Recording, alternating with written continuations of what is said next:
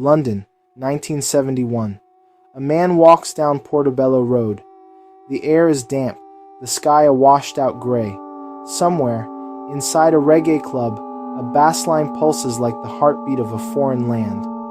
The man listens. He absorbs it. He walks on. His name is Caetano Veloso, and he does not belong here. But he listens. Always. This is exile. Not a choice, but a sentence. 2 years earlier, Caetano and Gilberto Gil were ripped from Brazil. Their voices too dangerous. Their music too free. The government had sent them away, fearing the fire of Tropicalia. But you cannot exile music.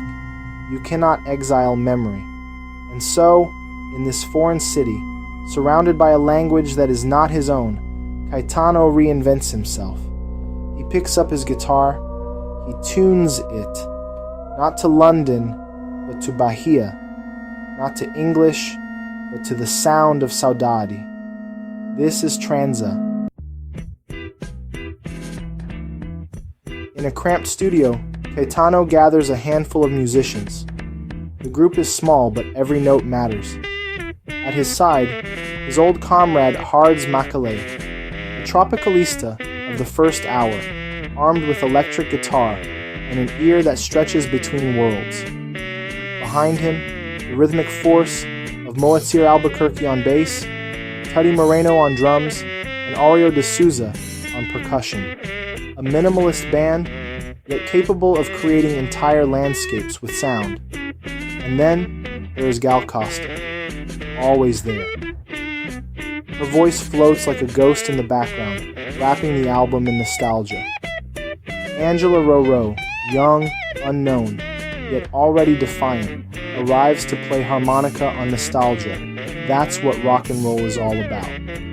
7 years before becoming an icon, she's already here, already part of history, but the credits don't list her name. The first pressing of Transa has no credits at all, and so, a fracture begins. A silence that stretches decades between Caetano and Makale. Music unites, but also divides.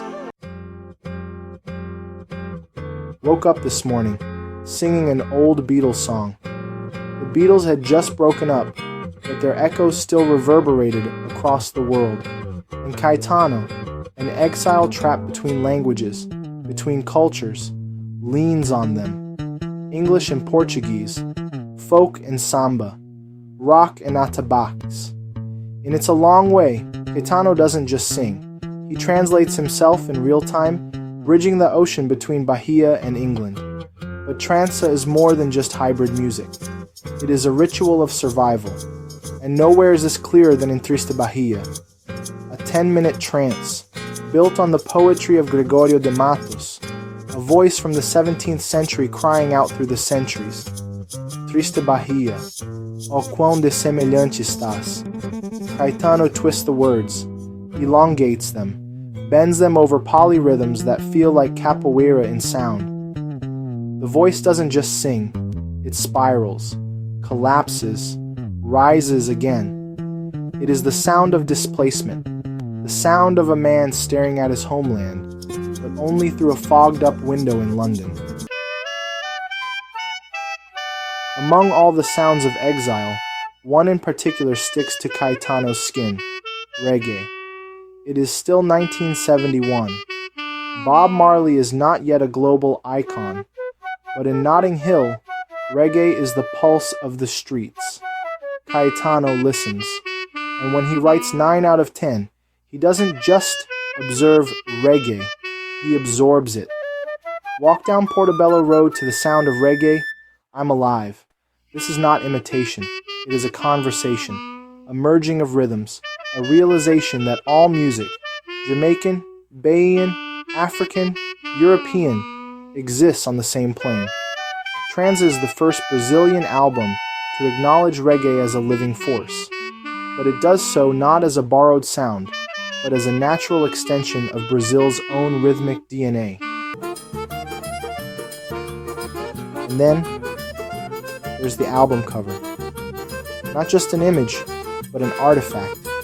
Designed by Aldo Luiz and Álvaro Guimarães, Transa was meant to be a disco bedo, a sculptural album, one that could be physically transformed into a triangular shape.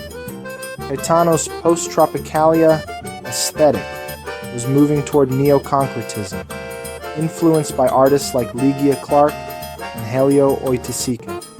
Everything was art, the music, the album cover, the Exile itself. Transa was recorded in exile, but exile is temporary. Months after its release, Caetano was allowed to return to Brazil, and yet something had shifted. He was back, but not the same, because music like this changes you. Once you sing with the voice of exile, that voice never fully leaves.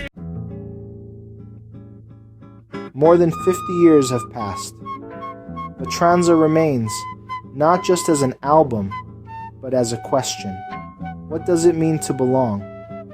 What does it mean to be a musician, drifting between cultures, absorbing and reinventing?